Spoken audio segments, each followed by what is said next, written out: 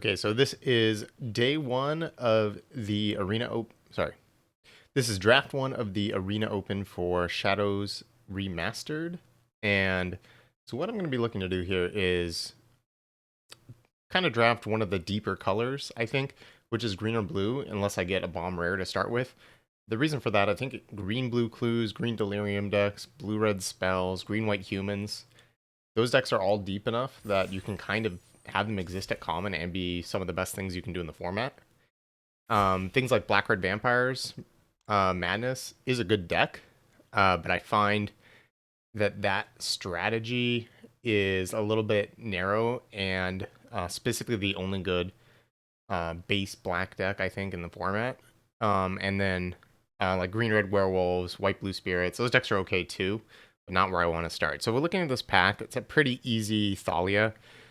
Just having a 3/2 first strike that makes it difficult for your opponent to race because your opponent's creatures are all coming to the battlefield tapped. The best thing I could wheel probably from this pack is if I can get into green white humans and wheel the travel preparations. I don't think that'll happen because everyone knows that travel prep is good. In fact, if we look at this pack, there's a lot of pretty underpowered cards like the explosive apparatus, the magnifying glass, the borrowed hostility. So if we look at cards, that people could take, we have 1, 2, 3, 4, 5, 6, 7. So we might be able to wheel a white card, but we'll have to see out of this pack. It's deep in white, but also kind of shallow in terms of playables. All right, interesting. So really strong pack here. Looks like someone took an uncommon, not the Shadows of the Past card, because Spider Spawn is here and the rare is here. So what would they take over all these cards? Because Docent of Perfection is a really strong card. Probably what I'm going to take too, over Spider Spawning. The thing about Spider Spawning, it doesn't go with Thalia. Graphnel doesn't go with Thalia. Docent of Perfection doesn't really go with Thalia either, but if we just play rate creatures and play like blue-white, you know, tempo game plan, there's also another Spectral Shepherd here, so there's a chance maybe one of those wheels. This pack also has just a lot of strong cards. If I wanted to commit to white, I could also take Thraben Inspector, but I think that's kind of crazy. I think just this card is really hard to interact with because it has the 4 toughness, and there's very few things that actually do that in the format, so I think it's just a pretty strong card to pick up.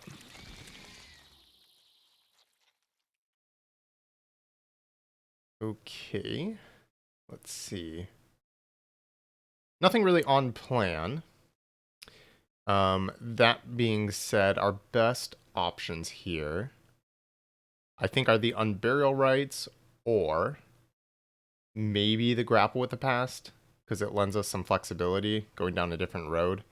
I think I kind of like just taking the Unburial Rites because we have 2 good creatures we're already happy to bring back. You can also kind of discard it for value in certain ways, although it's a little bit difficult to do that in white-blue. But I could also just take this and then be like black-white as well, like just like a slower value engine. And it's just a 2-for-1. I think taking Grapple, I think, is defensible too, but I don't really want to go down the road of giving up on my first 2 cards quite yet because they are so good. So like if we went Grapple with the Past in the previous pick, there's another one, but really there's Vessel of Nascency. So if we want to do like the Delirium Road, that road is open. By passing it here, I think what we really want to do is solidify a little bit of our lane. Notably, white is kind of closed, but it could be okay because white is deep. And so we could end up like in white-blue spirits, but be possibly more blue-based. I'm going to take the Drag Under. And the reason for that is there's Feeling of Dread, but in case we get pushed off this deck, I think Drag Under with Docent of Perfection is just fantastic. Now, Docent with Feeling of Dread is really nice because you get to tap down multiple things, but there's been multiple Feeling of Dreads, so I feel like it's possible we might get one later. And Drag Under is a card a lot of people want, whereas the other way is not true. All right. Drowning Out Explorers is a good card to just hold the fort. Ironclad Slayer can be good, but it's not really good in blue-white. You really want to pair it with Dead Weight. There's the Delirium payoffs in green that we're passing. There's a Retrogriff, but that card's only okay in blue-white anyways. I think I'm just going to take the Drownyard Explorers. Again, solidifying myself a little bit more into blue. That's weird. I guess I did hear that there's a kind of a bug going around in packs that can have 2 of the same rare. Essence Flux or Forbidden Alchemy. That's kind of a close pick. I'll note that white doesn't really seem that open, so trying to turbo out a Docent Perfection could be a viable way to win. There's also Geese's bidding in the pack, which means that maybe black is open too, because that's the best black common, I think.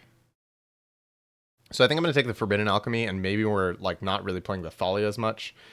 I think blue-black decks are pretty bad unless there's just a high enough power level, but we might actually be in that spot. But there's also Ongoing Investigation plus Deathcap Cultivator. So I could take the Investigation and try to maybe get into like more of a green-blue clues lane. The white cards are fine, but they're just not the white cards I want to be seeing because white is a very deep color and it just has a ton of creatures and we really haven't been seeing them. So I don't think it's particularly open after starting the Thalia. I'd rather just maybe move into blue-green or blue-black. Spontaneous Mutation is a nice pickup because I think we're going to be building a strategy that plays a lot of spells like with the Forbidden Alchemies. And so if we're playing like more green-blue clues, that could be nice. Dauntless Cathar is a really good white card. But I am heavy on 3s, and I'm still not sure, like I said, about white in general. So I'm just going to get deep into blue and then decide later. All right, so out of all the white cards, the Drogskull Shieldmate did come back. I think that's a pretty decent pickup here, but I also kind of just want to take Epitaph Golem, because now we're going much more like this like late game inevitability route. And having one of these is huge.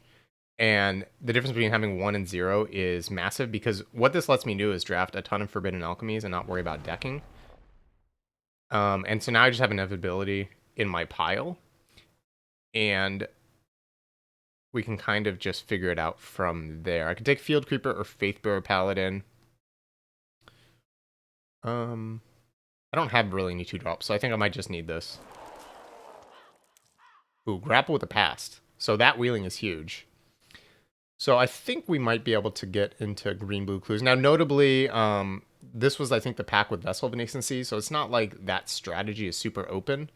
But I think it's more open than going down the road with a bunch of white cards. We could take the Ruthless Disposal, but it's clunky and I'm not going to have a lot of creatures to sacrifice to it.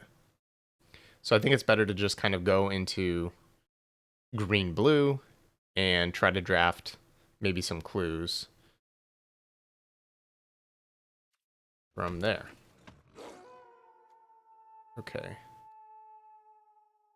I think I'll take that over the Reaper. I think we're so far away from that at that point. We're not going to play either of these, but I guess I'll take a Puncturing Light. Okay, and an Aim High. So notably, neither of the Feeling of Dreads wield either, which is kind of why we took the Drag Under in pack 1. If I take the second Drag Under here, it's comboing nice with the Docent, buys us time, and then allows us to set up our green-blue engines. There are 3 good green cards in the pack we're happy to wheel. Swift Spinner, less so, but it is a role player. And there's also the Wildfield Scarecrow, which is quite good in this type of strategy. So I think we take the Drag Under first.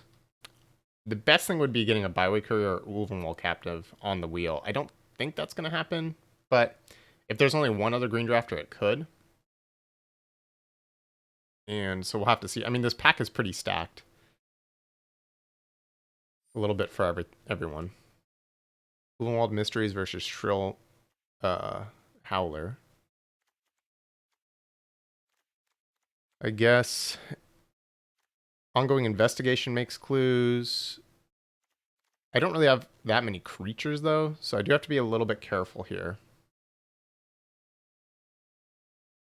And Thalia is kind of not making our deck right now, I don't think. I kind of just want the Shrill Howler because I have the Ongoing Investigation, so I'd rather set up my clue base first before I take Ulvenwald Mysteries, because this card actually can be pretty bad if you have a bunch of clues, but, well, It can't really be that bad if you have a bunch of clues, but right now I'm straddling Delirium and clue making, and so I'm not sure exactly which lane I'm in because green-blue can go both ways. I'm more likely to be on the clue side of things, but it's not 100%. I'm going to take Jason's scrutiny. I think Geese's bidding could be reasonable too, but at this point, I'd rather be, I think, in green-blue also because the ongoing investigation. Probably on burial rights isn't getting there, but that's okay. Because I have a couple other good 5s anyways. And I have grapple the past to bring back my bombs, so it's not like I need on barrel rights as is. And Jason's scrutiny is just an excellent card, so I'm pretty happy to pick it up here. Ooh, that's a good one to pick up. Sage of Ancient Lore just helps stabilize. Oftentimes you're spinning your wheels in this strategy, like drag onto your card neutral. And so because of that, when this comes down, in green-blue specifically, it's usually quite big. You end up drawing your card, it gets very large, and it's kind of like awesome to see here. And I think we have found our comfortable lane at this point. Also, having Jason's Scrutiny in the pack means that this strategy is working. I'm hoping, unfortunately, we passed a Graph Mole in pack 1 because of the way that the packs broke and we weren't in the deck yet. But if we could get one later, that would be wonderful. I think just another Drownyard Explorers here.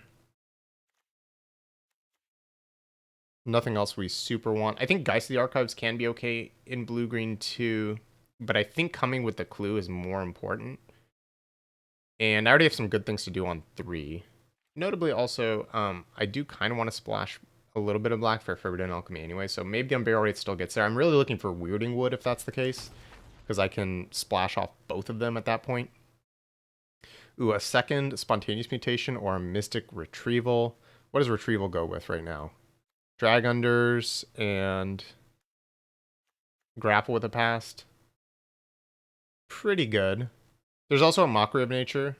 I have 2 Drownyard Explorers, but I find that card's hit or miss. It's not really the one you super want. I think I'm going to just take the second mutation. It makes it so we just don't die very easily, which I think is fantastic. And then we can figure out a way to win.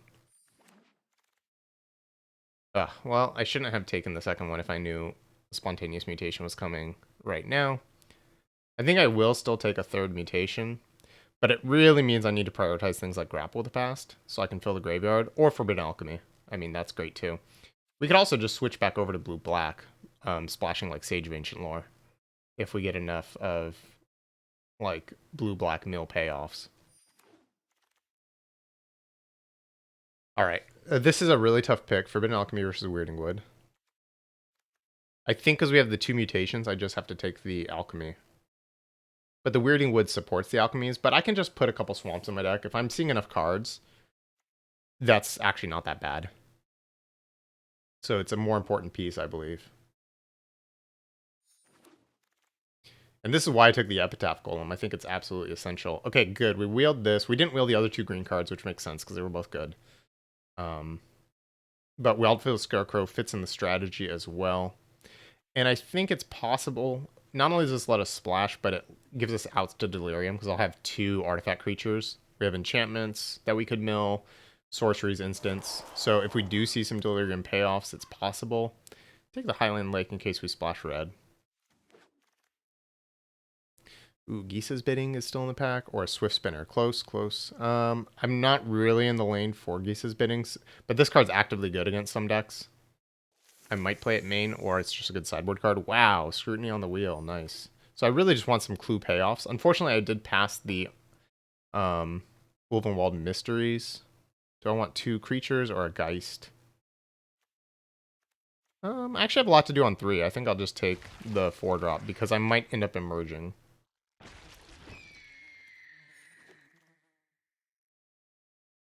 Silent Departure is excellent, although it's not as good in a more controlling build, but it's still quite good.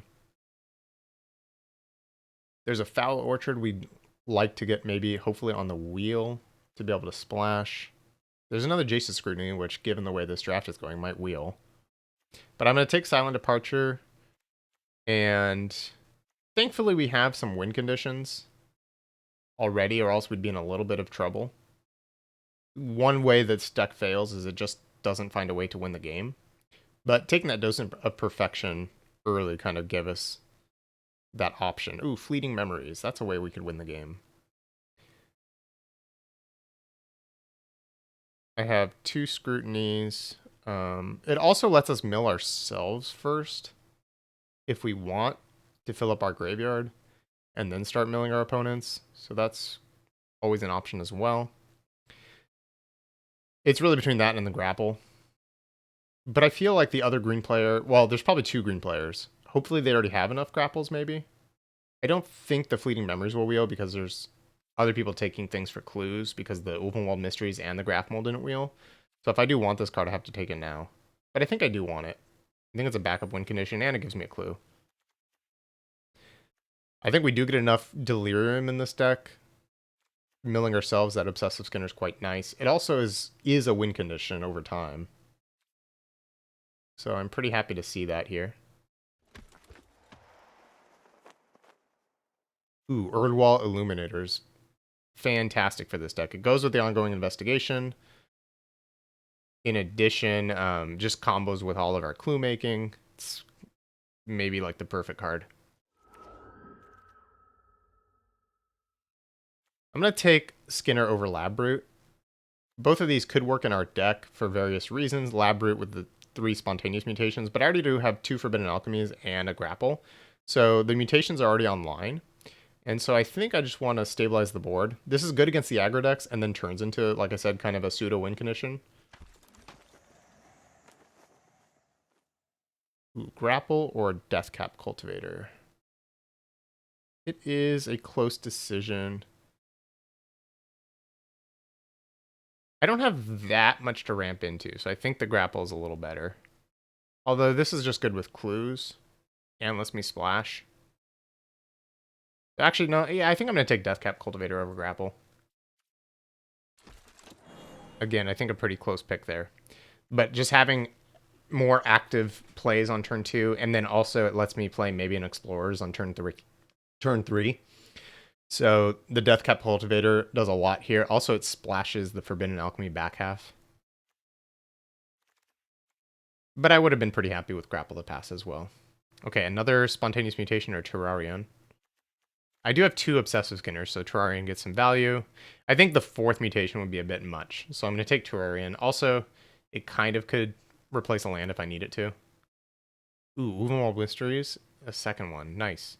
At this point, I have 2 Jace's Scrutinies, the Investigation, 2 Drownyard Explorers, and a bunch of things that could die. So this got a lot better since the last time we saw it.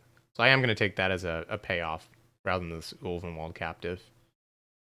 Yep, and there's the Scrutiny. I'm going to take that over Confront the Unknown. I don't think that's actually that close. We wield the Briarbridge Patrol. That's an upgrade over the Drenau Corpse Trawler, I believe.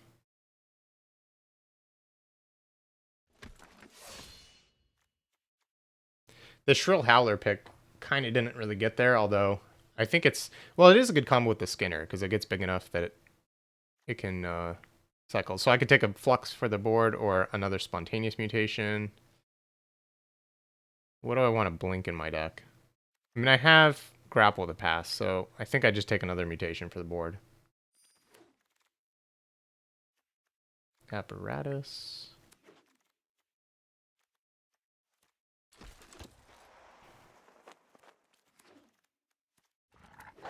Okay, so this deck looks really solid to me. I think we have a lot going on, but we also have some cuts to make. Uncuttables are the 5 drops, the 2 Drownyard Explorers. I could not play the Briarbridge Patrol main. I think that's fine. Troll Howler is on the chopping block, even though it's really good. I think Hinterland Logger is just not what I need. And do I want a Terrarion? I mean, I can play a Swamp for the Forbidden Alchemies. And I have Deathcap Cultivator, so that's already 2 sources for the flashback. And I have Wildfield Scarecrow too, to be able to find that Swamp. So that's probably all I need in terms of that. So I probably don't really need the Terrarion. I do have two artifact creatures already. So in terms of Delirium, I probably don't need that. Maybe 2 Mutations main is fine. Mutation's really good, but it's bad against this type of deck where it's not trying to kill you via damage anyways. So the option to go up to like 4 of them post board is kind of nice. I think ongoing investigation is still good here. We have 11 creatures, but I worry about cutting more creatures. How good is fleeting memories in my deck? It serves as a win condition, but I have kind of different clue packages going on. Or I could also just not play the Ulvenwald mysteries. Right now I have, how many things actually make clues? 4, 5, 6, 7. I have 7 things that actively make clues on their own, which means the mysteries is kind of borderline. It is an enchantment for Delirium, but we do have 5 of them, so I could cut an enchantment pretty easily. Basically, do I want to make a bunch of 1/1s? Or do I want to... You know, my other option also, I could just go down to 1 mutation, although then I'm starting to be a little bit weak to the aggressive strategies, so maybe that's not what I want to do. If I cut a creature in the mysteries, then I'm down to 10 creatures, so it's like the mysteries would just not be that good anyways. It'd make me a couple 1/1s over the course of the game, and it's really slow. I could board it in against the really slow decks, because it does give us like utility over time, like in the mirror. Just turning more things into clues, although again, it's not super what it's about. Also, Shrill Howler is really good in slow matchups, but not good. It's not really that good if it's just trading. It's just a 3-drop. So how do I feel about this? In slow matchups, I could probably just get rid of the mutations entirely. In fast matchups, I could bring in mutations. I might be able to shave some Jace's scrutinies in certain matchups and change my numbers around. It depends, like, if I want to permanently lock something down versus, like, just lock it down, like, for 1 turn and just fuel my engines. It's, like, kind of interesting here. Also, against the really fast decks, Drag Under's not particularly good.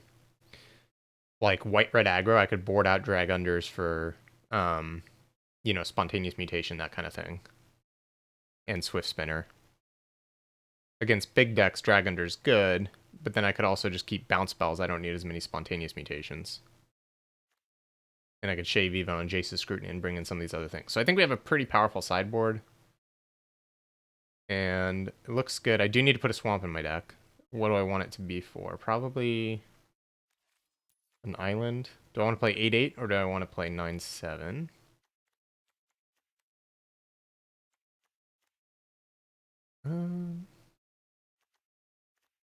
It's close, but I do have 4 things to do on turn 2 with forests. So I probably just want to be 8/8. Because I just need 1 island and 1 forest. I might want to double spell later on with the spontaneous mutations, which means I kind of need double blue. But that's not until like turn 3 or 4 anyways. And I have the scarecrow and things to help find it. Although, I don't know, maybe 9/7 is better. The swamp is kind of wrecking me because I think 9/8 is clearly the correct mana base. And I could play like 18 lands, but I think that's probably wrong because I have a Deathcap Cultivator and Grapple to help hit land drops anyways. So I'm already kind of playing extra mana sources in my deck. If I'm looking at blue early, I only have the Illuminator and the Ongoing Investigation. That's the main reason to have the split like this. Because yes, I need it early for here as well, but if I'm missing green entirely... If I'm missing green, I might have Grapple to find blue, and if I'm missing blue, I might have Grapple to find the islands. And if I'm missing green, I might have the Forbidden Alchemies to find the forests. So I think either way, it's sort of like I have pseudo extra lands in either color. So yeah, I think the 8/8 split will work fine. All right, so that's our deck. Let's give it a try.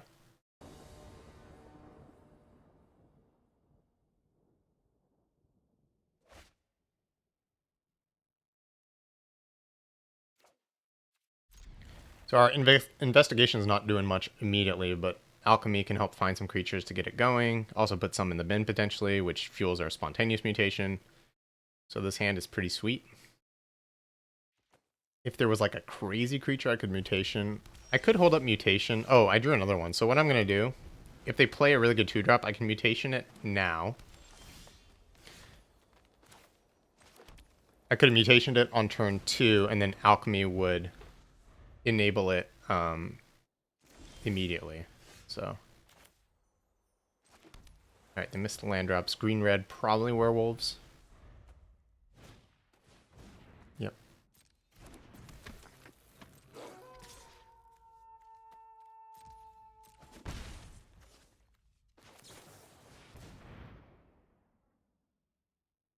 I think I want to take the grapple here and just keep churning.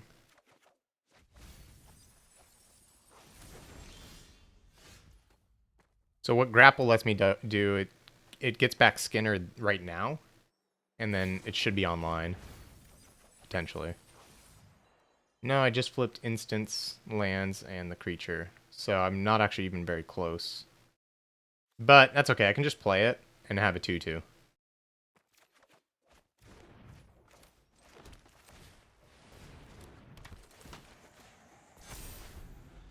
We do have a pretty good mix. Like, we have 4 enchantments, although they don't usually go to the graveyard. And then we have, like, the 2 artifacts, the 3 sorceries, something like that. So, 10 creatures. So, Delirium, we should be able to turn it online most games at a relatively good pace. So, I think I'm just going to Jace's Scrutiny, and then we have Mutation as well. So, let's just attack.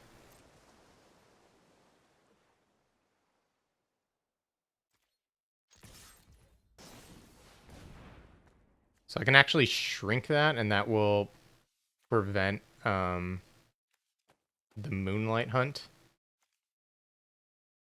But do I want to shrink it with Spontaneous Mutation or Jace's Scrutiny? I think the Scrutiny. Because it makes them not want to block as much.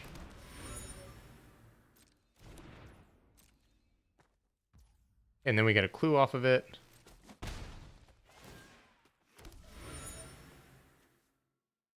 I think I should just draw now, and it'll let me kind of know what I want to do.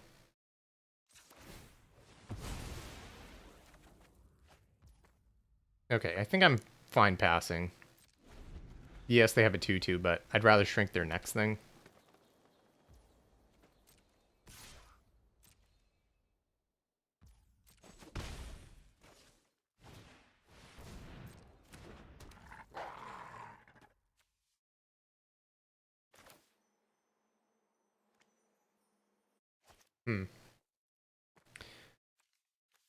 Okay, actually what I'm going to do, I'm going to Mutation the Moonrise Intruder, because this can just block our 2/2. And then I can bounce the Howlpack Wolf.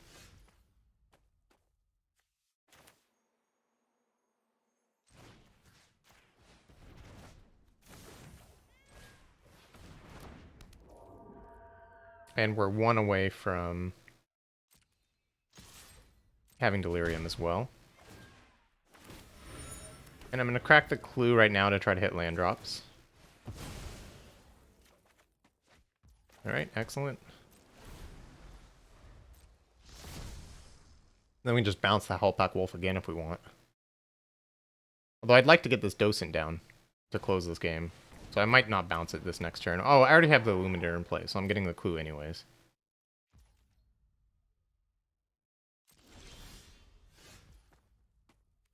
Just play a 5/4. And that'll mostly end the game, I think.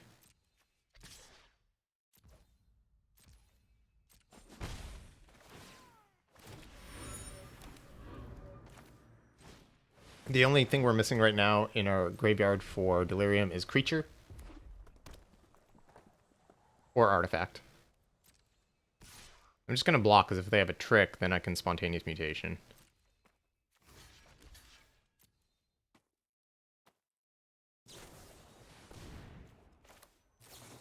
That's going to be the game right there.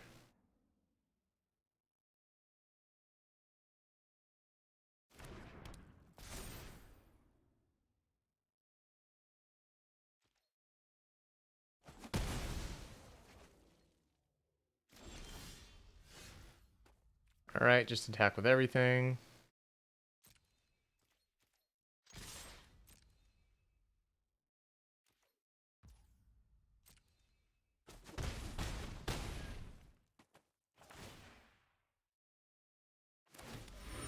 Fleeting Memories is not really the right card for the matchup, so I kind of just want to...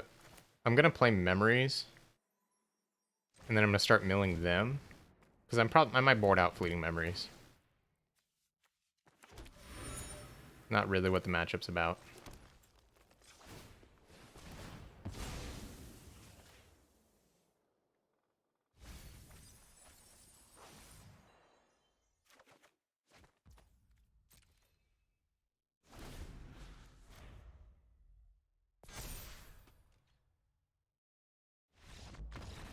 So I don't mind showing them that card, especially if it's going to go away.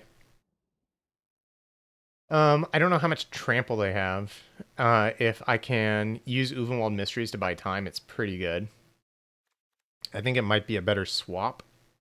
Because really, if I'm looking at like late game utility, the Memories is not really what I need. I just need to trade off and survive. And so then the Mysteries is going to be a lot better.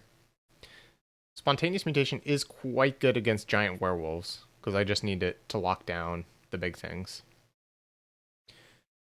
So I could even swap one Scrutiny for a Mutation. I think they kind of fill the same slot. The problem with the Mysteries is I don't actually have that many creatures that die, though. So maybe I just should go all in on Mutations. Or just do like this and just keep 3/3. That could be fine, too, because the Scrutinies by time, they're instants to fuel. We have 6 instants, 4 enchantments, 2 artifacts, 3 sorceries. I think maybe just not having the Fleeting Memories is the key. Although I kind of like the Briarbridge Patrol in the sense that they're werewolves, so it's about the right size of the werewolves and combos well with the Jace's Scrutiny. So maybe I should be trying to put that in my deck as well. Just because of the creature sizing. If I do that, what do I cut? Maybe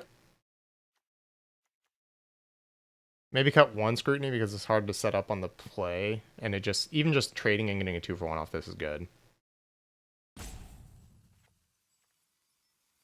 Although this card is really good against the combat trick they showed us. But so is Spontaneous Mutation.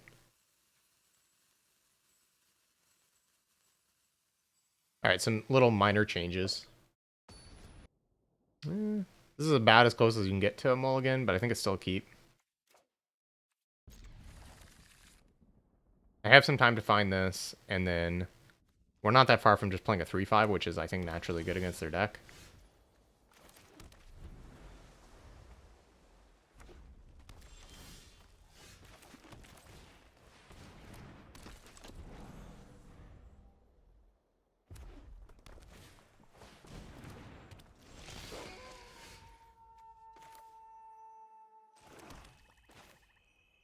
I'll just bounce that and attack. And then we'll have the Epitaph Golem, and that'll be nice.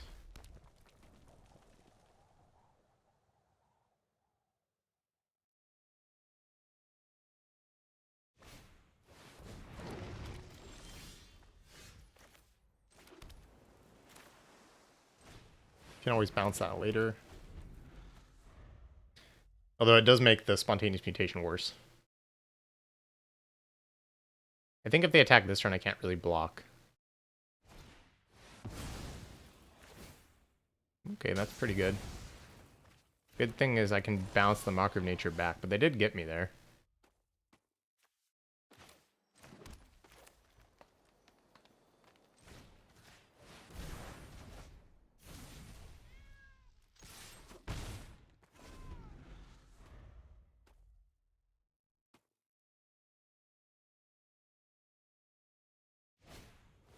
Although I guess we kind of just traded 1-for-1 on their Pyre Hound for my Epitaph Golem, which in the grand scheme of things is not that bad.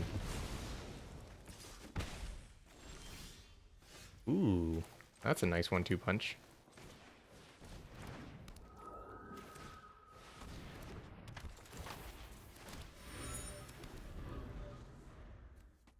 pretty happy to trade with their Ember Eye Wolf if they want to. It trades their whole turn for my Drownyard Explorers. And it's going to fuel my mutation more. Now, I imagine they're probably not going to do that, but it is certainly a trade I'm happy to make.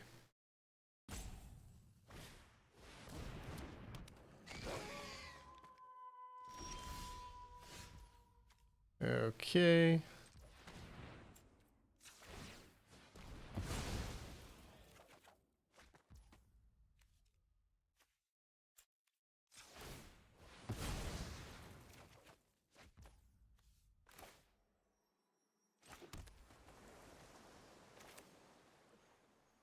I guess I put the counter on the Drownyard Explorers.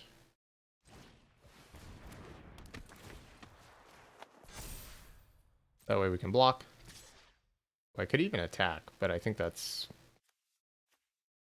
not wonderful.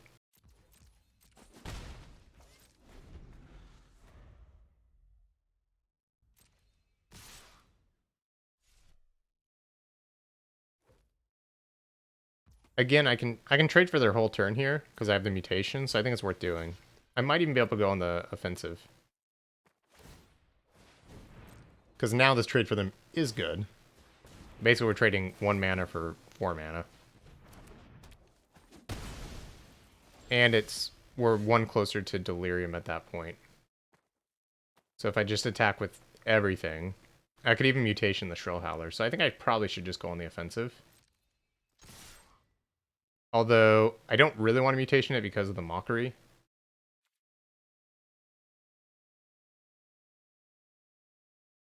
But right now I'm winning the race, so I think I should just attack.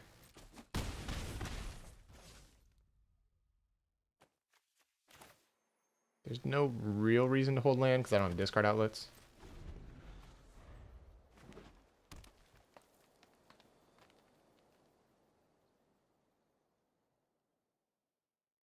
So they could actually Mockery of Nature this turn if they want to get rid of the Shrill Howler post-combat.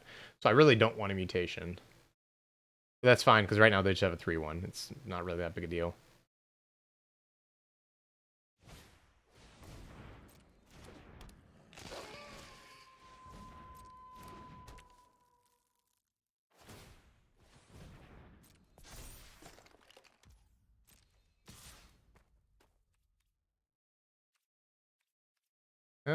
I could shrink it now because it's going to cost them a lot of mana to be able to... Well, but then they could get rid of the mutation by sacrificing the captive. So I guess I should take 4 damage right now.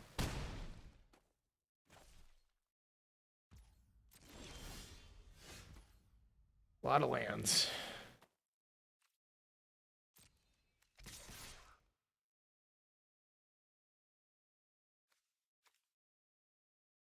Because when they transform it, it's going to be a 3-5, and then it's going to be a 6-8.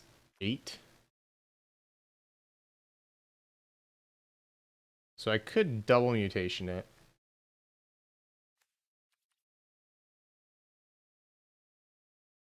So I think I just want to go on the offensive then, right? Because then the Illuminator almost wins the game. Even though I know they have this Mockery of Nature. They drew a land, unfortunately.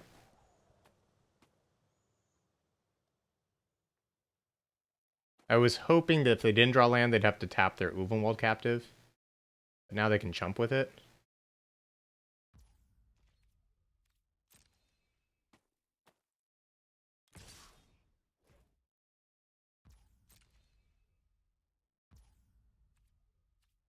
I think we just... Maybe it's just mutation, and then... Well, then they can Mockery to get rid of the mutation anyways. But it saves me 3 damage, but then they have a Mockery.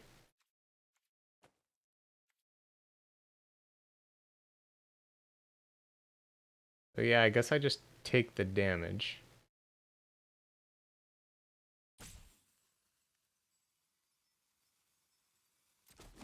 Kind of awkward. Needed a couple more Jace's Scrutinies rather than all spontaneous mutations.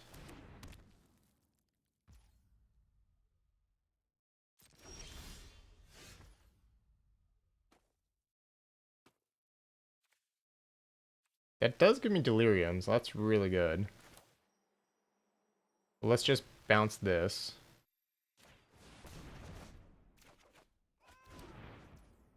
Wow. Okay.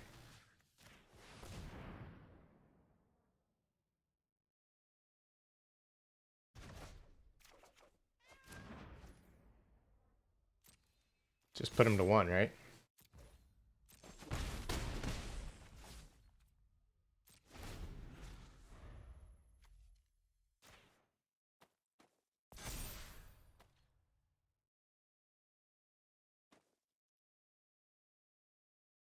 That was a pretty good turn of events. Really, this one tempo swing we got from the Empire Wolf bought us a lot of time. We did have a pretty bad string of just drawing a million lands, but once we got those drag unders, it allowed us to swing for the fences.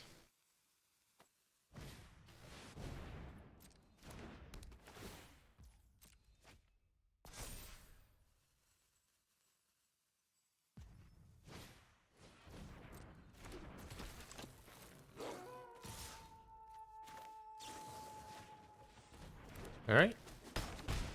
That's it.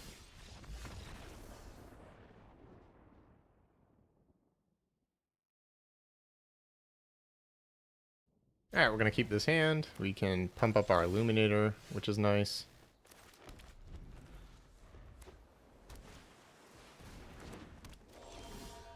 If they attack me, I can't really block because of the +1/+1 trick.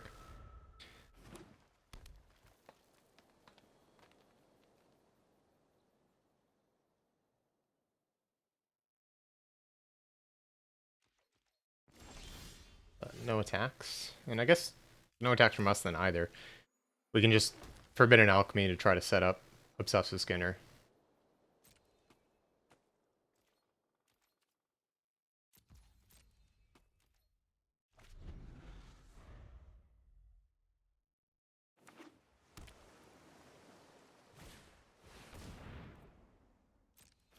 All right.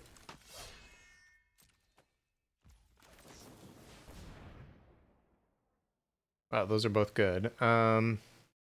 Which would I prefer? I guess I don't have double blue yet, so maybe I just take the Sage of Ancient Lore. It's also just huge.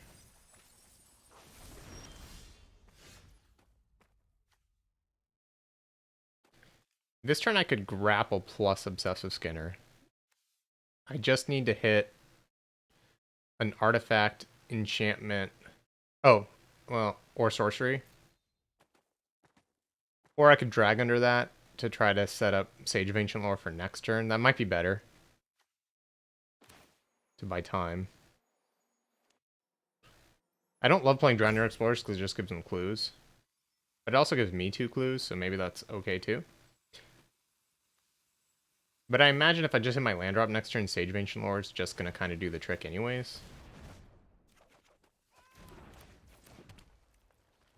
And I have Obsessive Skinner online. So I could also, if I don't hit my land drop, I can do a couple things.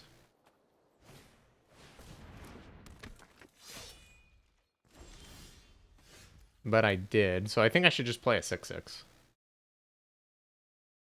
Seems pretty good.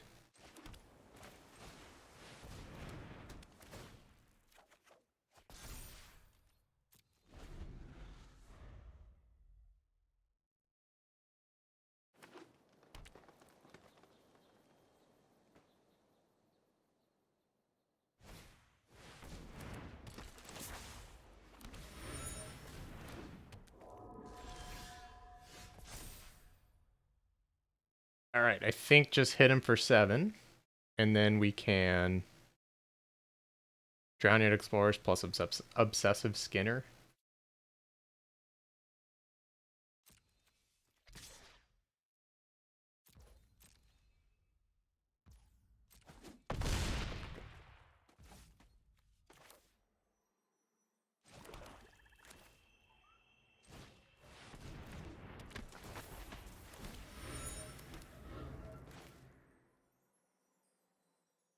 So definitely make the Explorers a I think I'm going to pump the Illuminator and the Explorers, because then I could block both their creatures. I don't think the Sage is going to be able to attack right away, but I do have Drag Under to enable it. So I'd rather... Well...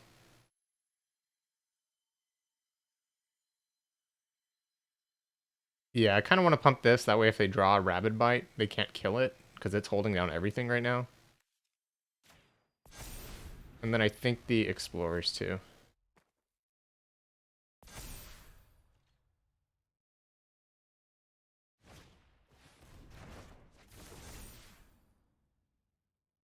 I guess they could bounce the Explorers.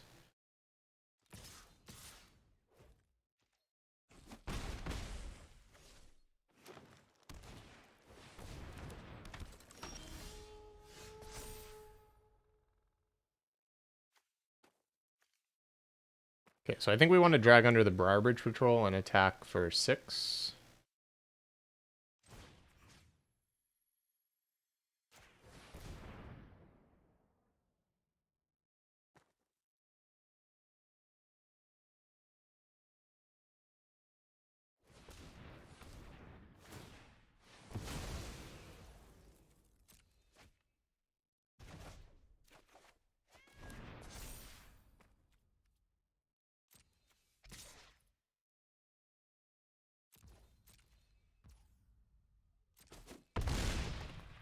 I guess if they had double blocked there, I couldn't play any cards this turn, which would be kind of bad.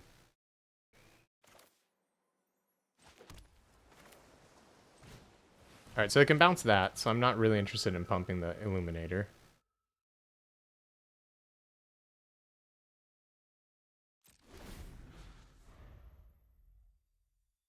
So maybe I should just pump the Drownyard Explorer so it can attack as well.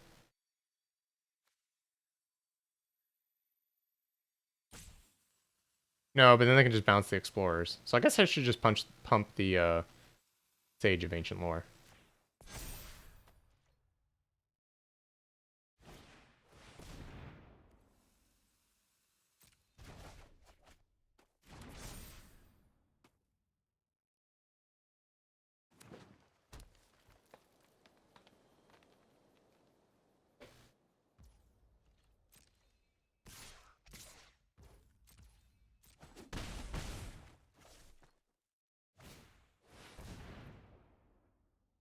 I mean, they are hitting me.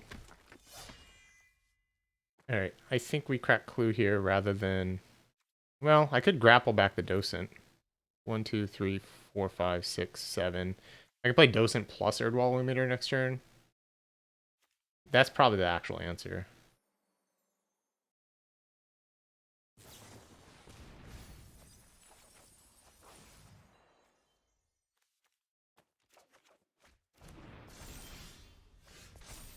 So 7/7 lets me trade for 2/4 and 3/3. And then I can just start winning with the next thing. But what if instead I just bounce the Explorers?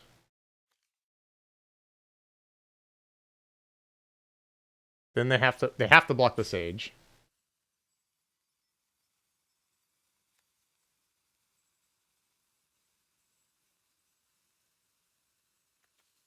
And then they don't have enough to use the Silent Departure as well. So I think that's pretty good. I mean, they get a clue later on.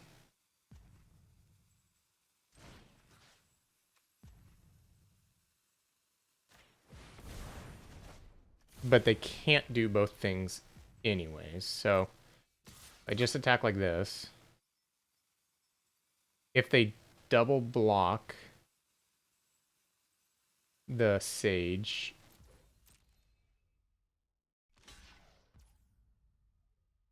yeah, I think this is fine. So now I still get to play the Erdwall Illuminator. And I get to pump the Explorer, so I have 2 lethal creatures.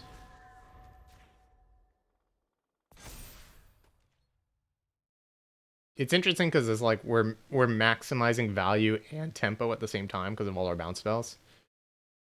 How many creatures do we have in case we need to ongoing investigation? No, it's not going to gain us any life right now.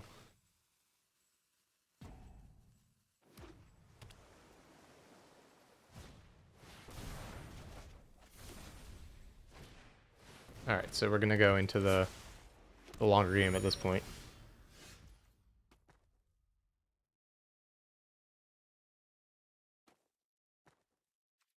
Well, let's attack with our 4/6.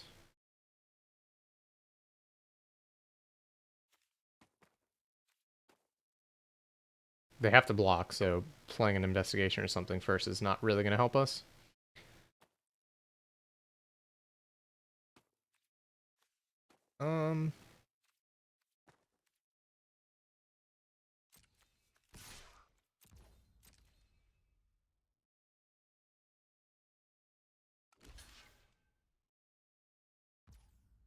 Alright.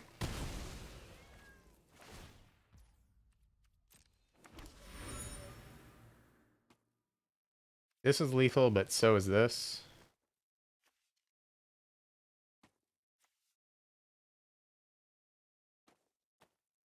I guess I would...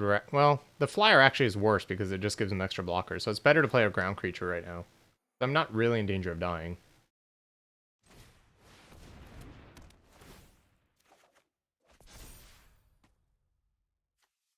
That's pretty good.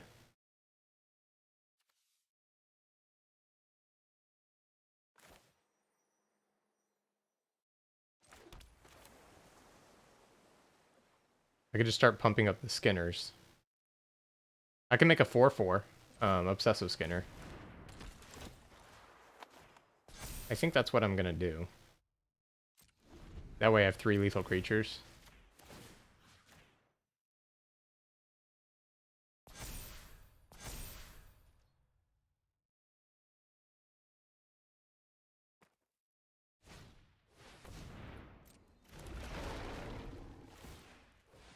So we're kind of playing the same deck, but so far their deck is like all commons and ours has rares in it, so that is good for us.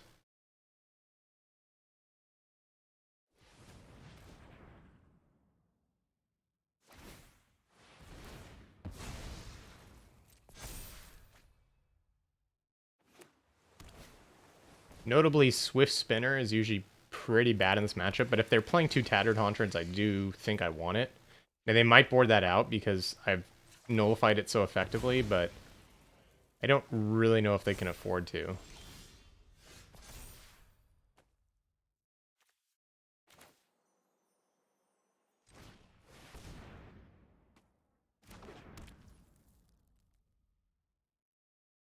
Can't actually attack based on what I did here. So I think I'm just going to put 2 counters on the Erdwall Illuminator. And pass the turn. Or maybe 1 and 1.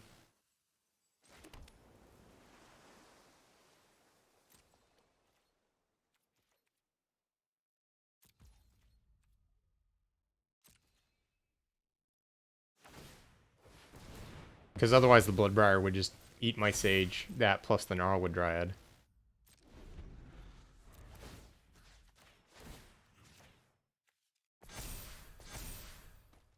We do have protection versus Rabid Bite, some fight spells because of the Jace's Scrutiny.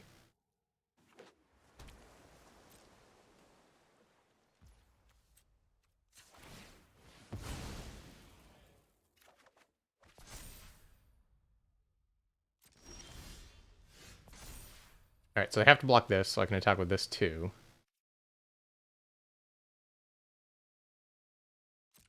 I just attack with my flyers.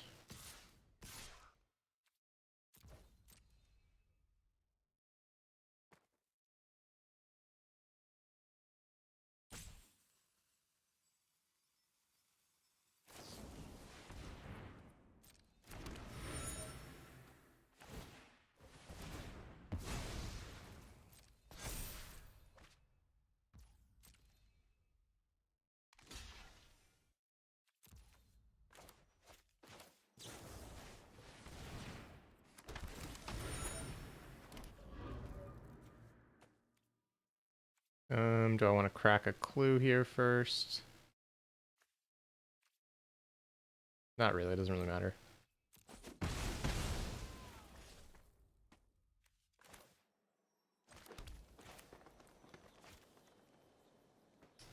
I guess if they turboed out a bunch of clues and chained off this turn with fleeting memories, maybe I should play Epitaph Golem just so I don't die. That's the only real way I can imagine losing this game.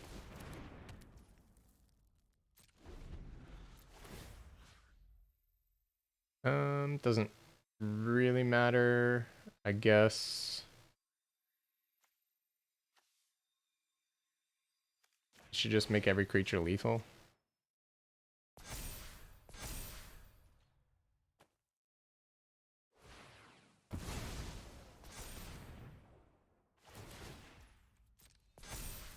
Ooh, spider spawning?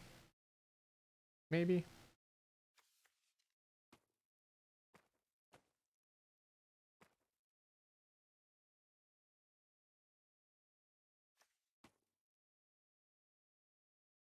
That would be a way that we'd have to grind through. Though they don't have that many creatures in the graveyard, they only have 4.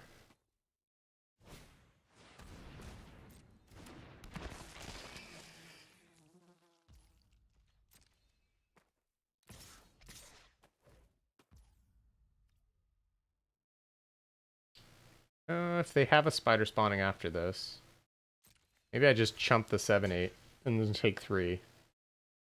1, 2, 3, 4, 5. We have 7 lethal attackers, and spider spawning would give 4 creatures, so we would actually still have lethal. I could take everything, but then I'm in danger of losing to like aim high, which would be pretty embarrassing.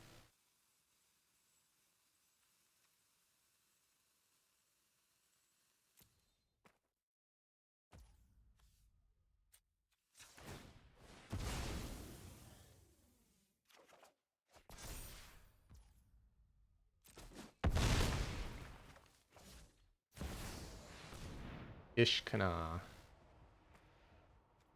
Yeah, that's pretty good. Basically spider spawning.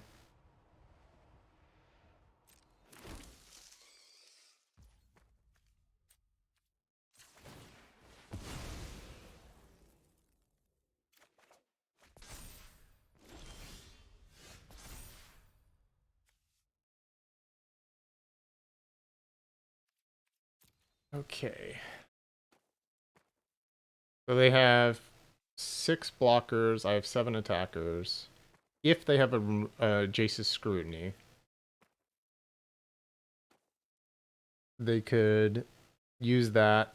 Everything's tapped, but they've lost all their spiders. I'm at 9, and I can play 2 blockers post-combat. And I can make an insect with Docent. I think I have attacks. I think I should attack with everything.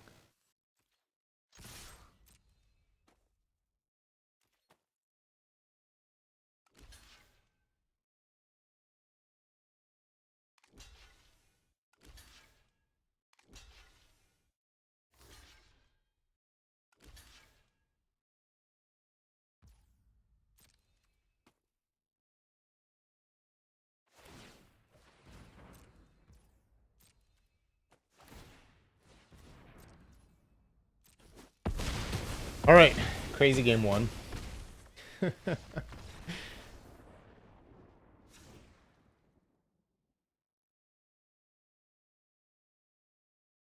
Okay, do I want Swift Spinner versus them? They have 2 of the Haunters. This card's specifically really bad versus Ishkana, so I probably don't want it. We have a very similar deck. I think the Fleeting Memories is good. If they have an Epitaph Golem of their own, it might not be enough, but otherwise, it's a good way to win a board stall. 2 Spontaneous Mutations, I think is plenty. They have a few big creatures, but for the most part, it's not really what the game is about. Plus, bounce is pretty good against it. So then I think our main deck is actually pretty good against their strategy. Because in general, we do kind of the same thing, but I have the obsessive skinners, and so far I haven't seen theirs. But I do kind of want the Swift Spinner as more insurance versus 2-1 flyers, because that's a way I could lose. We got lucky having the Erdwall Illuminator, because most of my cards actually don't interact on that axis. So then what do I cut? I could shave a land on the draw, but I think that's bad, because I want to crack a bunch of clues.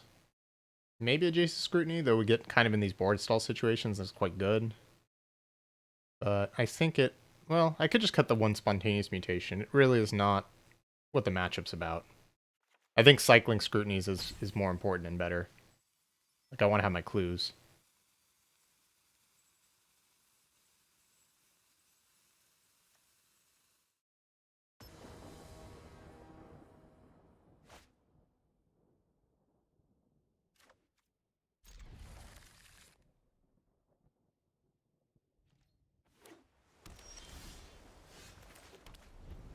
I kind of want to spread the counters around, just because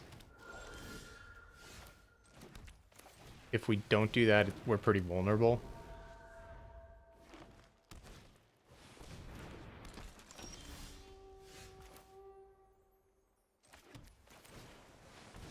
And just keep playing defense.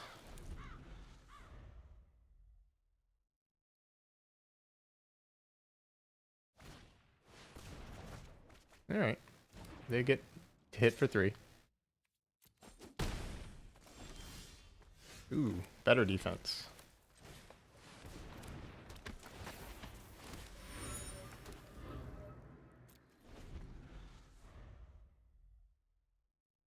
So their hand is all spells because they didn't play a 4th land drop.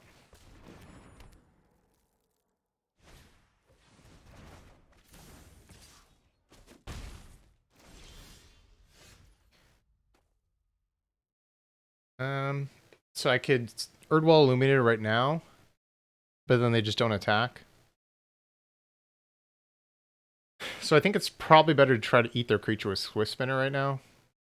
It's kind of obvious, but they have the incentive to attack right now. And it's not like I'm not going to use my mana. And yes, they know I have the Illuminator, and it's weird that I didn't play it, but I do have 2 clues sitting in play, so something else might be going on. And so if I do get to eat this, it's huge.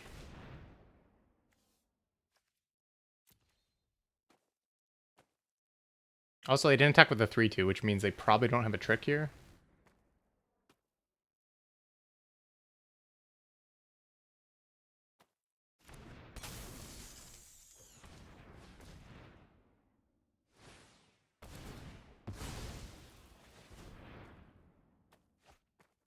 They could have the Jace's Scrutiny, but that's fine. They have to use it proactively in a way they don't want to. Whoa.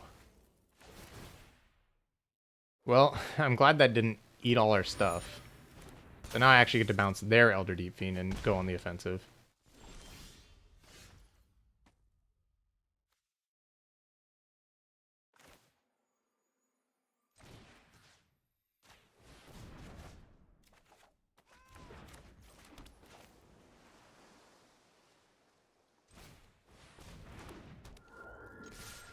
That is terrifying. So, I mean, they do actually have some rares. Ishkana and Elder Deep Fiend, that's pretty solid. What I really need to do is get these Obsessive Skinners online. I've just been trying to set up defenses this whole time.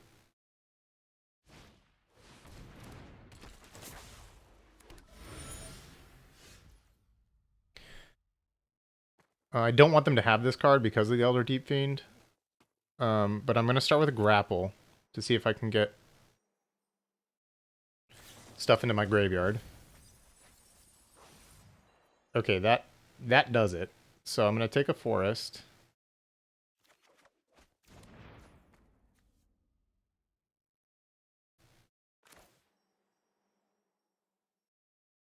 If I let them keep the Explorers, then they can get Elder Deep Fiend into play. But they could do that with a land anyways. An island off of Tattered Haunter.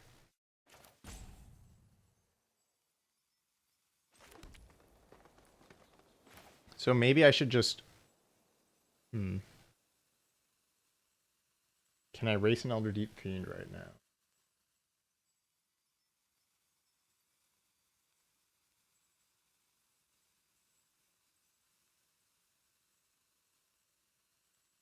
I mean, I could. I kind of just want to get the 2 Obsessive Skinners down.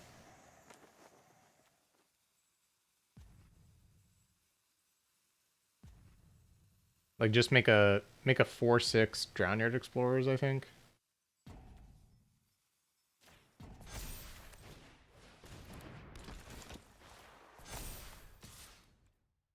Oh, I could even attack with a 1/3 also, because I have the Swift Spinner.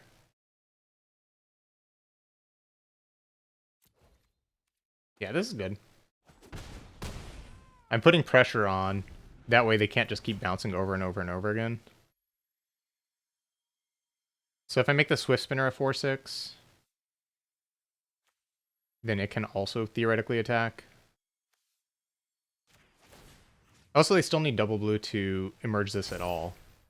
So I kind of need to kill them quickly before that happens.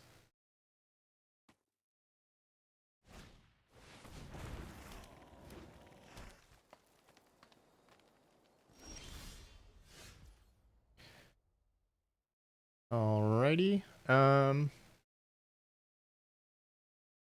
What if I attack with all of these?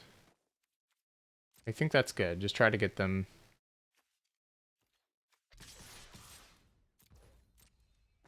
defeated.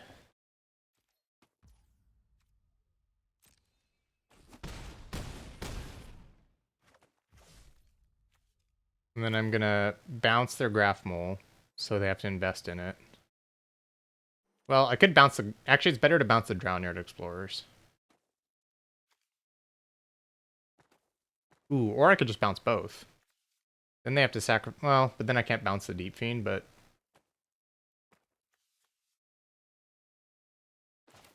If they play Drownyard Explorers, they won't have double blue for the Deep Fiend. So, I think it's better to bounce that. They can go to 5, then they can go to 8. But I'll have played Deathcap Cultivator plus Wildfield Scarecrow. I just kind of need to keep them on the back foot here.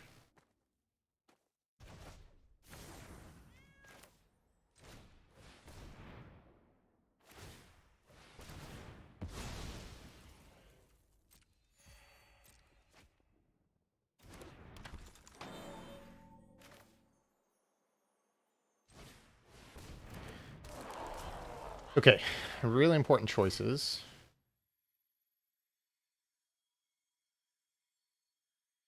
If I spread out the counters...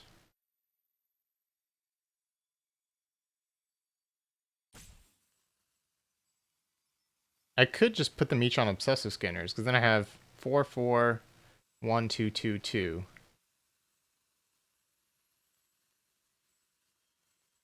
But if they play Drowning Explorers and double crack the clues, then they'll be at 8 life. No, they'll be at 11 life. And I bounce one of their creatures, so I get through for 4, 5, 6, 7, 8, 9, 10, 11. So I think I have exactly lethal if I do this play.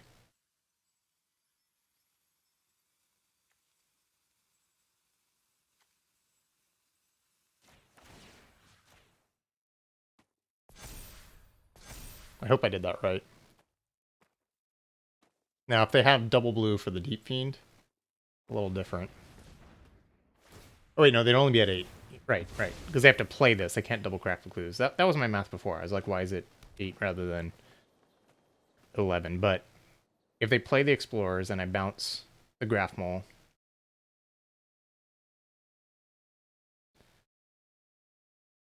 they can block here and block one of my creatures and then take 10. Oh, my math was off. I couldn't deal 11 anyways. Well, thankfully I don't have to. Whew. Okay, nice. Match 2. Playing for Draft 2 Invite next.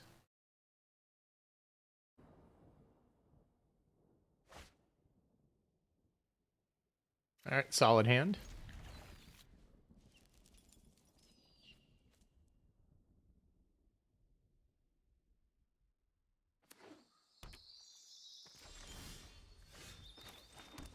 More werewolves.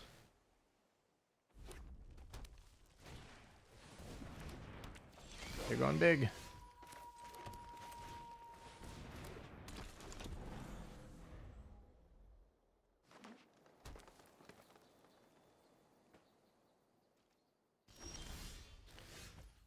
So if I play the island, I can Forbidden Alchemy and still find the spontaneous mutation or whatever it's called. So I think we just pass here. And that's our plan. If they have like Pack Guardian or something, it would be really bad, but thankfully they didn't. Hornhide Wolves. Alright. So I'm going to have to tap my Cultivator.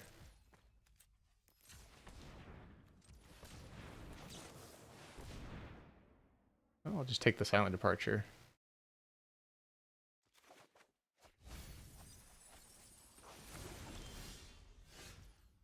There's the mutation. If I play this, it'll be a 5/5, which I think is big enough. Although it does get Moonlight Hunted, which is kind of bad. So maybe I should just Silent Departure this turn, because then I have Mutation as backup next turn, which is a little bit better.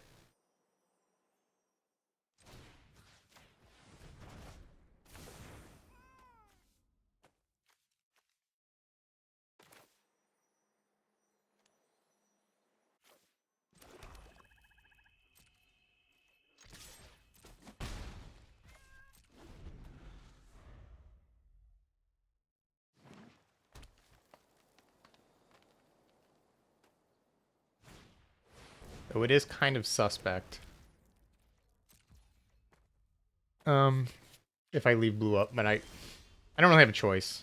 Like, oh, I could do this and then play my island. It makes it look a little less suspect, like I'm looking to draw land. That way I'm disguising the spontaneous mutation a bit. And now it looks like they can Moonlight Hunt me, but they actually can't.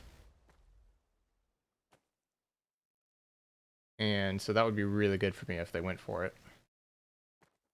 Unless they have two of them, in which case they get me.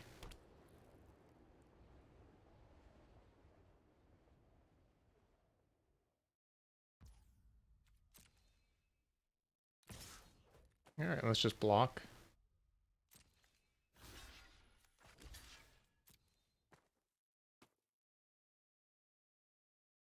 I don't get to eat their creature if they have a trick. But I do get to save my creature, so that's still good.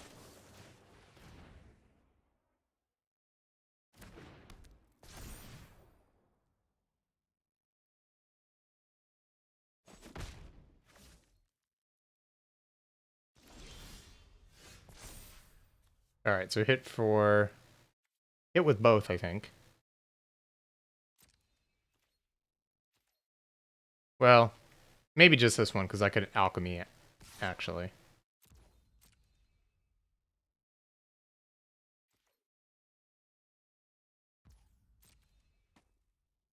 What can they have here? Okay. That's going to turn off my sage flipping.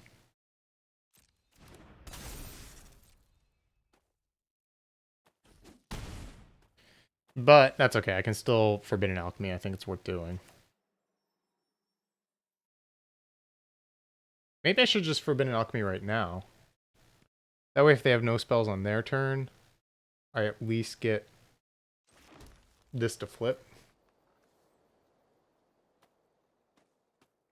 Downside is if they play like a wolf and then they have Moonlight Hunt, but they can't really have Moonlight Hunt because they would have done a response. Yeah, I think I'm just going to do this right now. And we're going to take... I don't know. Probably grapple. In case they ever kill the sage. Either that or ongoing investigation, but I think grapple's better.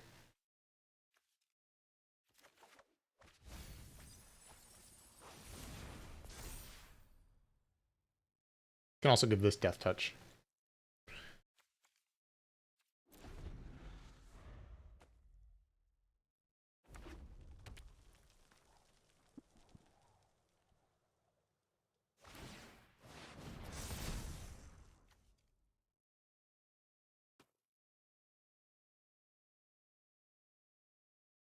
The good news is we can just bounce it.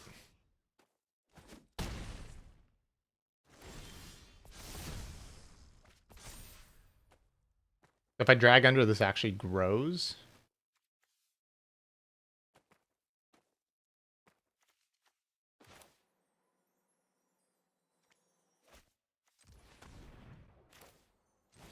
Because this goes in their hand and we get a card in our hand. Now the question is, do I want to have this flip back? And I think probably the answer is yes. I'm going to get to hit for a ton, but I can remove the blocker. If they block, I can grapple.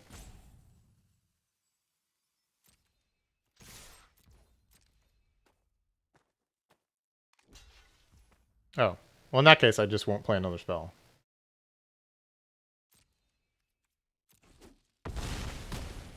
I just put my land into play.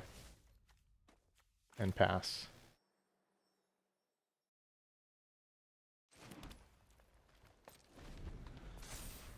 Though they can play 2 spells pretty easily, I bet.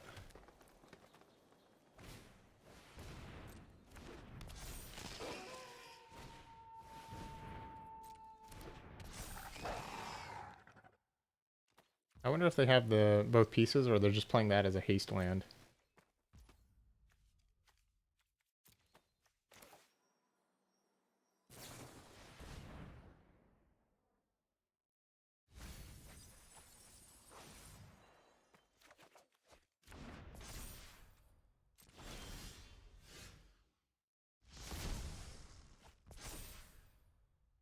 Okay, I think attack with both, and then we have the scrutiny. So seems good.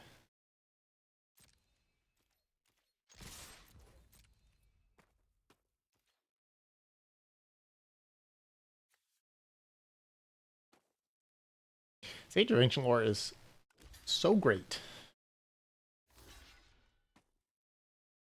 Huh, okay, interesting. They probably have something to blow this out, but I do have the second Jace's Scrutiny. Maybe they have the +1/+1 double strike trick. Nope.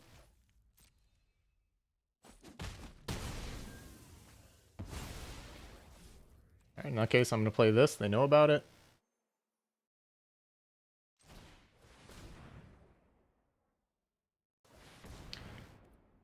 Sure.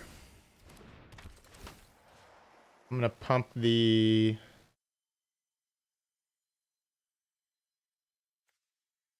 I guess the Sage. I just want it as big as possible, right? Because my Death Touch creature doesn't really need more power and toughness.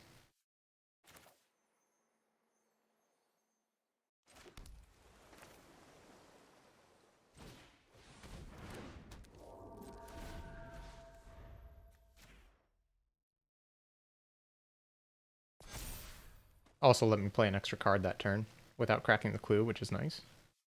Otherwise it would have died to combat damage.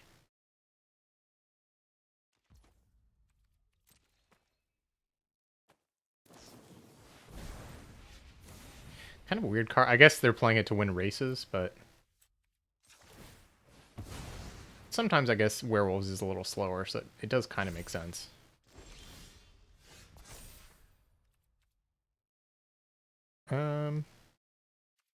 Attack and play... oh, actually I can do this first to get an extra card in hand.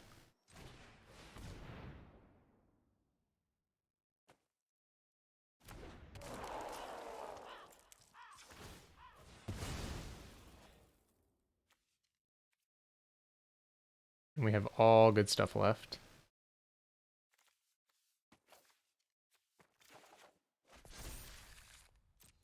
And then this will hopefully allow us to have lethal next turn.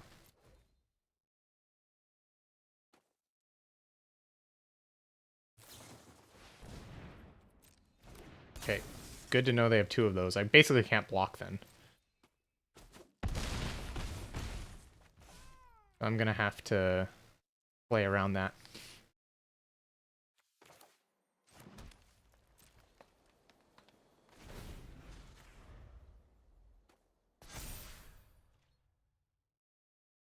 2 Howlpack Resurgence and 3 Wolves. And then also +2/+1 in Trample.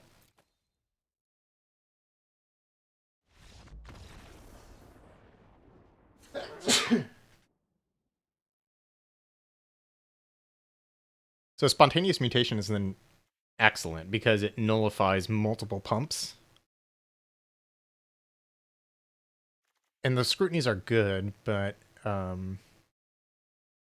little less good. If the thing is, if they have a lot of non-creature werewolves, the drag unders get a little bit better because they only probably have 1 creature at a time. My cards that are specifically just for blocking get a little bit worse, but I don't have too many of those. It's basically Drownyard Explorers. Oh, but Fleeting Memories tends to be bad, so I think I'll just cut that one, bring in a Spontaneous Mutation, probably call it a day with that. Yeah, these do get, like I said, these get worse. But they do have 2/2 werewolves, so them becoming 3/3s means 2/4 is still good. Unless, of course, they draw both of their spells. I think I still do need the Epitaph Golem in case the game goes that long. It's good to start looping. But otherwise, I mean, the deck is running smoothly. This card is a little bit suspect. I don't actually have that many ways to get through with it. And I don't have that many creatures that I'm getting rid of, so maybe I should just cut the Ongoing Investigation. But then my whole engines are a lot worse. Like if I did that, what else would I run? Like maybe another mutation. If I just nullify every single threat they play, I could always bring it back in on the play. And just went off Forbidden Alchemies and Drownyard Explorers until we get our big things online. It might not be that crazy. But I really have to draw Grapple and Forbidden Alchemy. But I do have Drag Under and Silent Departure too, to get things in my graveyard. So I think that's reasonable. I mean, it is the matchup that Spontaneous Mutation is basically its best in. Giant creatures, and then I put a bunch of things in my graveyard. I'm nullifying like 4 or 5 mana threats for single mana. Oh, we have the Cultivator Explorer's Curve. That's really good.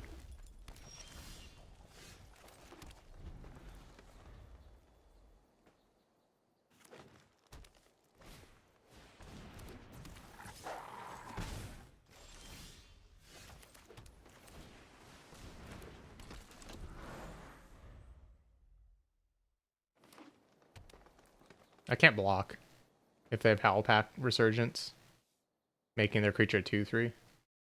Not that I was going to block anyways, but I really can't block.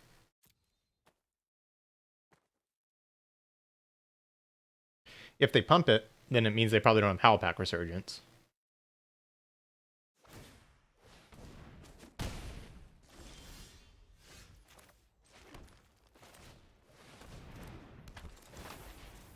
I think doing that is better than Grapple plus Skinner, because that alone is probably not likely to give me Delirium. So it's better to just get something bigger in play. I could also, what I could do is I can make Obsessive Skinner a 2/2, try to trade it off, and then grapple it back.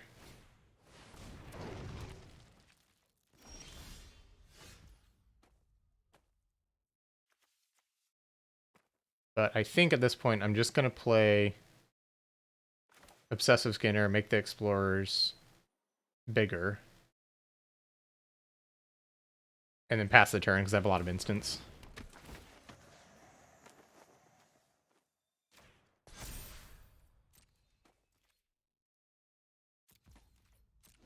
Save my bounce for once this grows a few times. Notably not a wolf or a werewolf, even though it kind of, you would think it might be. Specifically a dog. So I don't have to worry about how this interacts with their werewolf lord.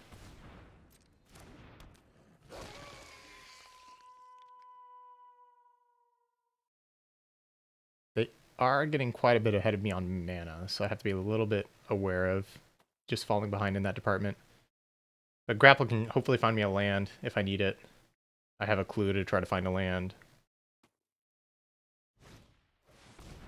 Alright. So if this 3/5 ever dies, I'm in big trouble.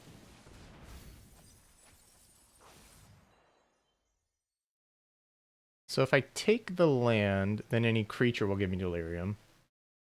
If I don't take the land, the Skinners are online immediately. Kind of an interesting choice.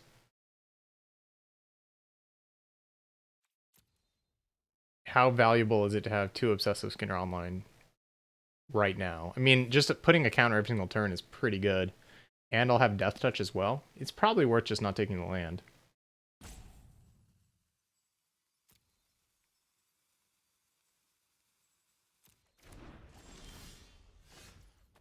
Because then what I can do is I can do this. Hold up Jace's Scrutiny. And then we just start taking over the game. If I do 1 on Obsessive Skinner and 1 on the Explorers, and then 2 on the Obsessive Skinner to make it 4 power. I guess I should do 2 on the Skinner right now to play around Bombardment.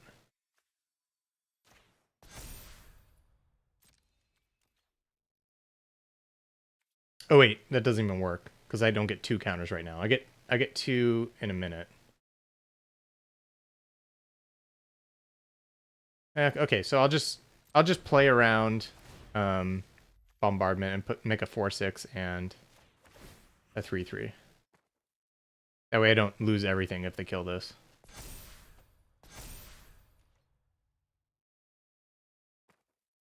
And now we basically just have our engines online. I can just sit back and find a way to win eventually. Like, Red-Green Werewolves really needs to attack with everything. Unless they're playing Magmatic Chasm, I just have to make sure I don't take a bunch of damage. The Falter effect. I don't really think that's going to be the case. Like, that's not usually a card these decks play, but maybe if they think this is the board state we get into, then it's something they have to deal with.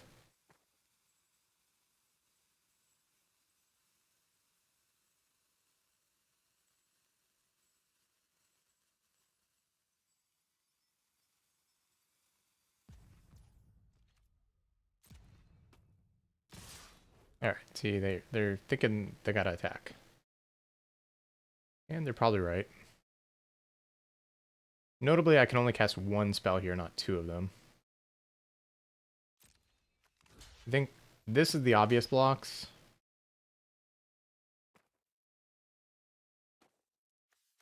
I can't really block the Pyrehound unless I wanted to block there.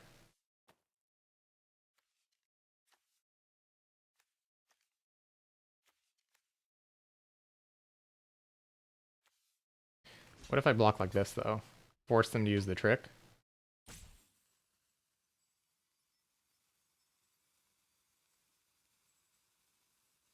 I could also just trade off my creature.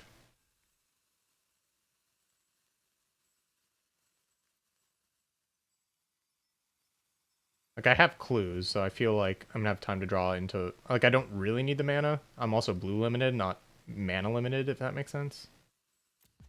Yeah, I think this is good. They're gonna have to act first. Okay, that's fine. Doesn't really do anything.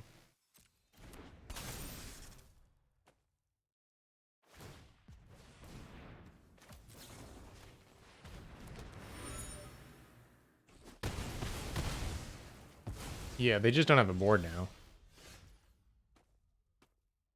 So if I just crack a clue here, I can even start attacking, which is pretty amazing.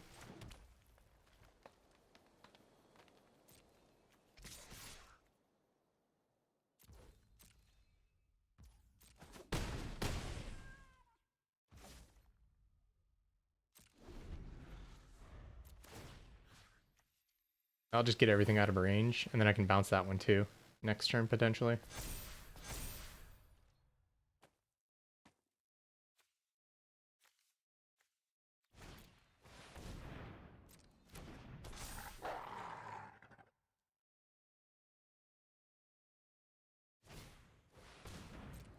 Okay.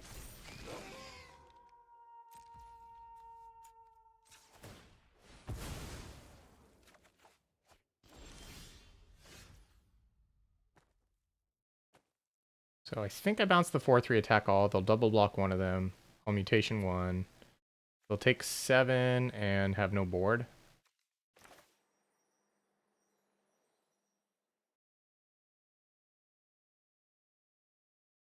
I could actually maybe I'd bounce the Uvalwall captive.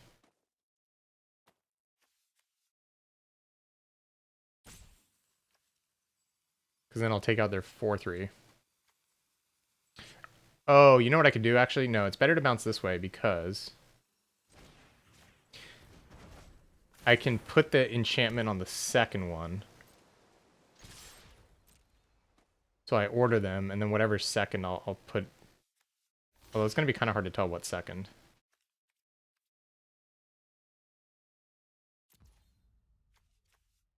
Well, I assume this one's first.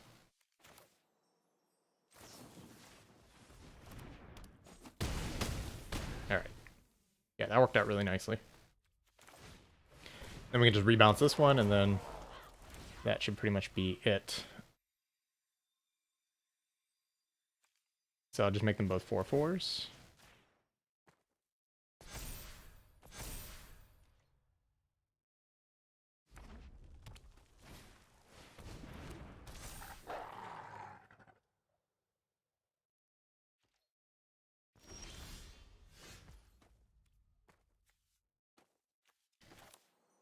Alright, bounce.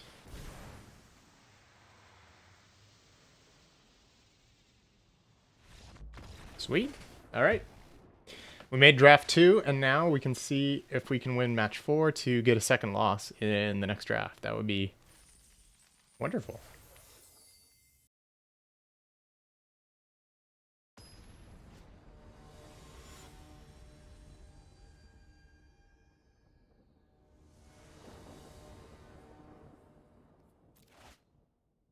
Alright, we will keep.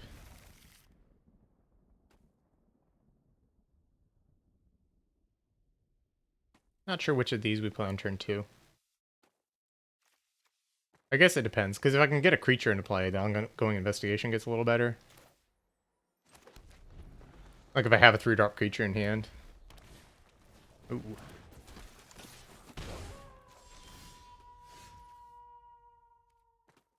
Yeah, I guess I'm just going to play the investigation, because otherwise I have to grapple right now.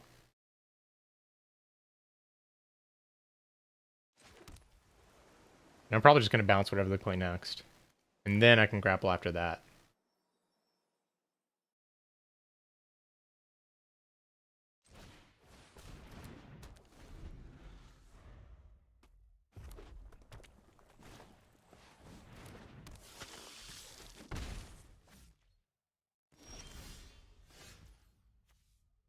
Okay, drag under their village messenger is pretty unexciting, but it still limits their mana. I think I'm going to go for it. And then Explorer should kind of lock things up next turn. And I just want to keep cycling my cards so I can get the Sage online. Also, one benefit of this line, rather than grapple, is if the Sage dies, I can get it back.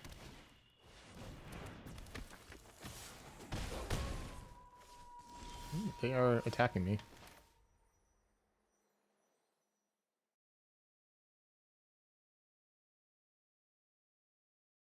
What if I play 2 2-drops instead?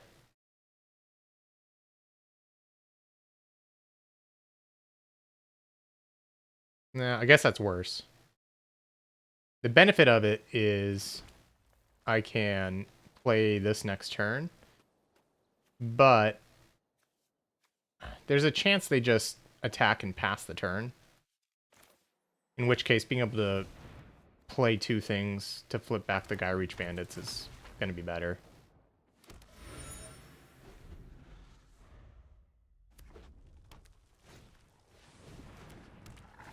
Yeah. Jeez. Well, they missed 1 point of damage. Yeah, I'm in trouble. Maybe we need to grapple here to try to hit Delirium to start growing our creatures. Because if they have no more cards in hand, I can actually deal with the 5/5. We gotta get kind of lucky, I think. Did not get lucky.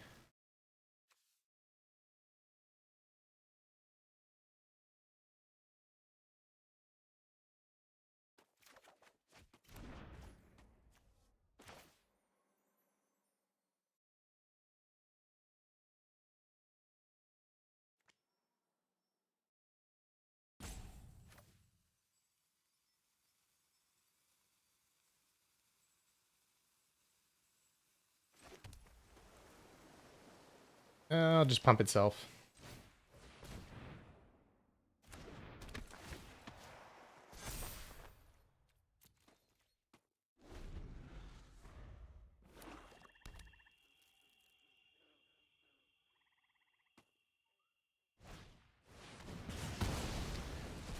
Yeah, it's a problem. Just trade. 1, 6, 7, 8. I go to 6. It's brutal because if I had hit Delirium, we would have a 4-6. And we'd be in a much better spot. So it's just kind of how it goes. Although I do have a Death Touch creature now. So I can trade with their Lupine prototype.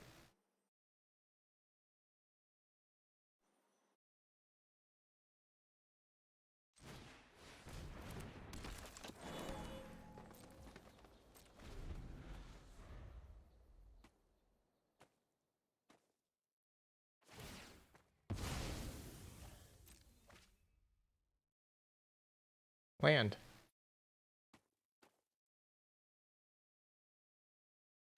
Ooh, nothing? I think that I'll just take. I guess first I'll crack a clue.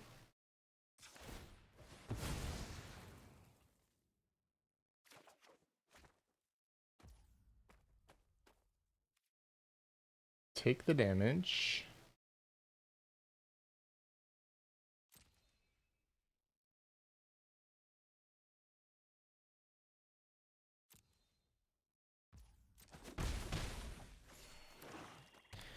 Do I want to remove Delirium to gain 2 life?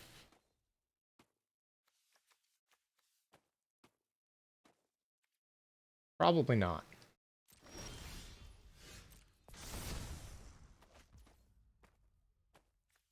Play this. And hold up Forbidden Alchemy.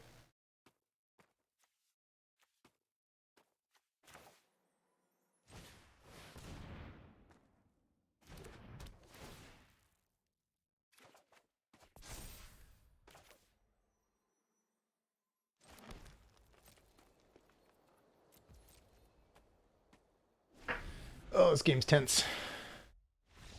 Woo! They'd had enough! That's insane. Okay. Oh. Alright, red-black attack. Get on board super fast. Dreadnought Explorer is really good. Honestly, Broward Patrol is pretty good too. Anything that just lets me survive. This card's pretty good too, though the 1/1 body's a little anemic, but it does give me multiple creatures. This card's both bad and good. I mean, gaming life. But if I'm just looking to trade off, it's pretty nice. I think I'm going to cut a Drag Under. Although it's one of my 3 sorceries, so it helps me get Delirium. So if anything, I need to cut instants, but all my instants are so solid. It's tricky, because... Oh, I can definitely cut Fleeting Memories. That card's heinously bad. So yeah, maybe I just have like another creature. I think this one is better than Swift Spinner, unless they have the 2/1 flyer that gives everything haste. But just having a creature that can block trade and give me clues is pretty good. Mutation's solid, but it does take some work to set up. But I think 2 is about right. Though, honestly, I think Ongoing Investigation just takes too long to get going. But it does get me out of burn range, which I'm kind of worried about. Because they have Burn from Within, which could just kill me eventually. So maybe I need the option to gain the life. Alright, I'm going to try to set up my defenses and win via Jace's Scrutiny and that kind of thing, and get some 2-for-1s and try to stabilize.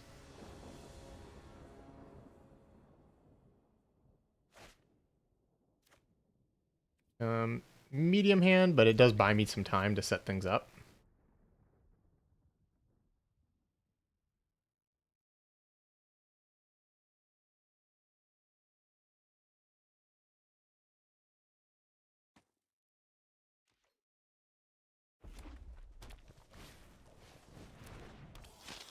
Not what we want to see.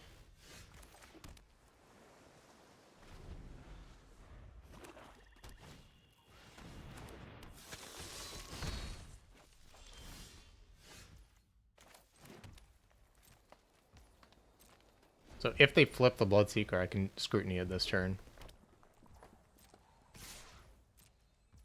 If they don't, I think I just grapple to try to find a creature.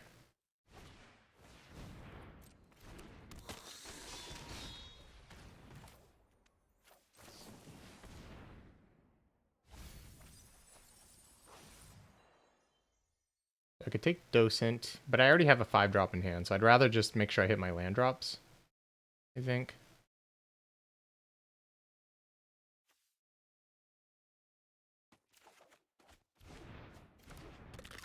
Plus, I'm that much closer to Delirium that way.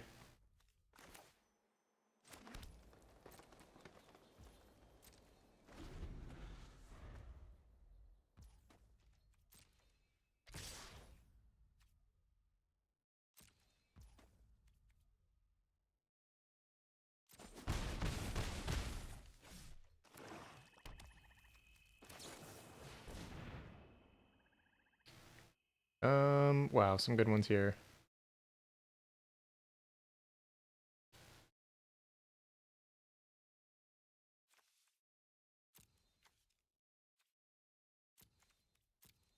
I don't want to take the Drag Under because then I won't have Delirium. I think I just take Deathcap Cultivator.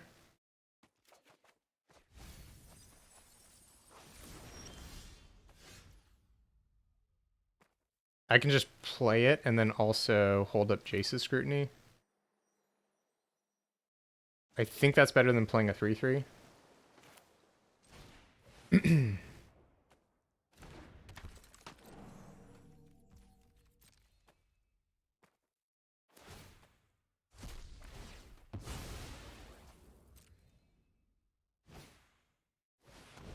Yeah, so now I can just block the 5/3.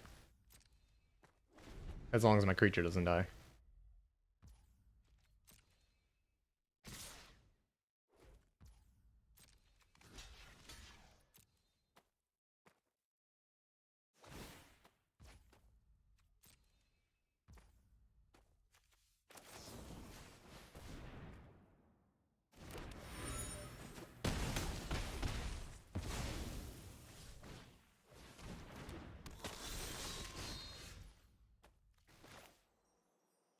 Alright, play a 5/5.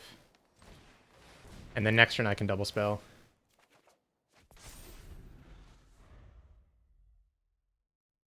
Five has real good stats. Yes! The 4-0. This deck really just churned. It just worked perfectly. We did draw really well. Like, I was always pretty much able to set up Delirium. But it's kind of exactly what you want to be doing with the kind of this clues / like Delirium archetype. And Forbidden Alchemy has just really, really fueled things. So thanks for and I mean these rares, especially Sage of Ancient Lore, won us a lot of games. So yeah, this is kind of how it's done, and it's been a fun format, and I'll see you for draft 2.